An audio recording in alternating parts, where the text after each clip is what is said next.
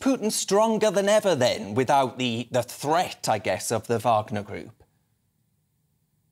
Well, no, I think Putin is still in a very weakened position. It's taken him some time to respond to the attempted coup by Yevgeny Prigozhin, and he didn't respond to a lot of the criticism that Prigozhin was leveling at the defense minister Shoigu and the overall commander into Ukraine, General Gerasimov, for many, many months beforehand. And therefore, Putin will be seen amongst his inner circle as being in a weaker position. This is him if Prigozhin has actually been killed, and we still wait final confirmation of that. On the balance of probabilities, I think he has, but this is Putin trying to wrestle that initiative back again and send a message out to anyone else who could oppose him in the run-up to the presidential elections next year.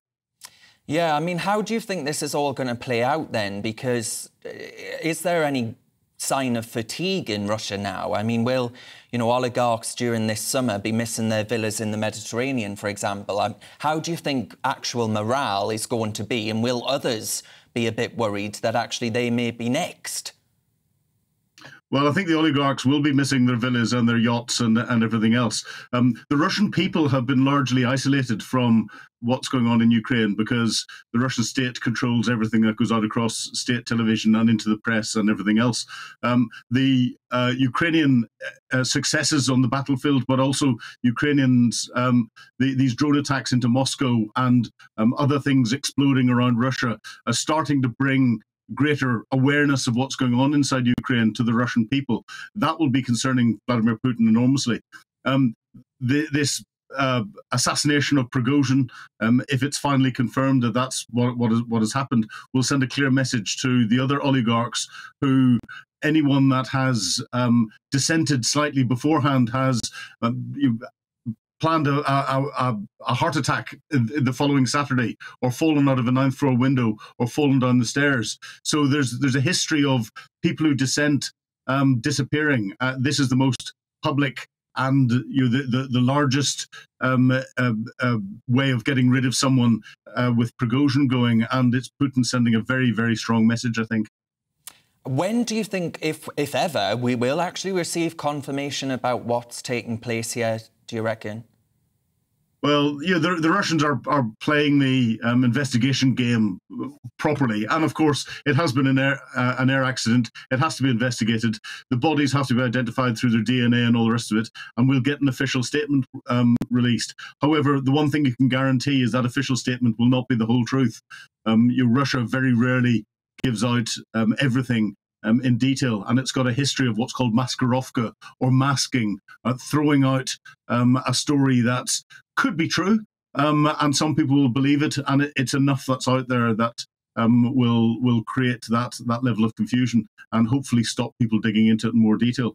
We have to see what they say, and then we have to see what the statements are that come out of the likes of the United States, the UK and elsewhere, where the intelligence agencies will be looking very closely just to make sure that Prigozhin was on that aircraft and that he has actually been dead. Balance of probabilities, I think he has, but stranger things have happened. Well, absolutely, yes. In the next hour, you never know. I might have Prigozhin in the studio here with me now. I joke, of course. But do you actually think, though, is there not form here of the Russian state when it comes to even commercial airlines, for example, the downing of one of those I can think of in particular? Is there form here of the Russian state just never allowing the true facts to come to light? Oh, the definite form, and bringing aircraft down with senior individuals on board is a Russian tactic, not a common Russian tactic, but not an unusual Russian tactic. The more spectacular the way of dealing with someone, the stronger the message. The attempted assassination of Sergei Skripal using Novichok nerve agent on the streets of Salisbury was as much about sending a message as trying to assassinate a traitor. The same with the assassination of Alexander Litvinenko in London with polonium-210. Using a highly radioactive substance was sending a message as much as it was killing Litvinenko. Putin loves to do that. It goes back to his old KGB days. Yeah, I mean, Philip, I'm going to ask you to be my military mystic Meg right now, so no pressure. You know, God rest Mystic Meg, she's gone now. But I wonder, how do you see this playing out? As in, how do you see a conclusion being brought to this war? Because you've got members of the who are fighting for the Republican nomination, for example, in America, the United States of America, obviously a large backer under President Biden of the Ukrainian war effort.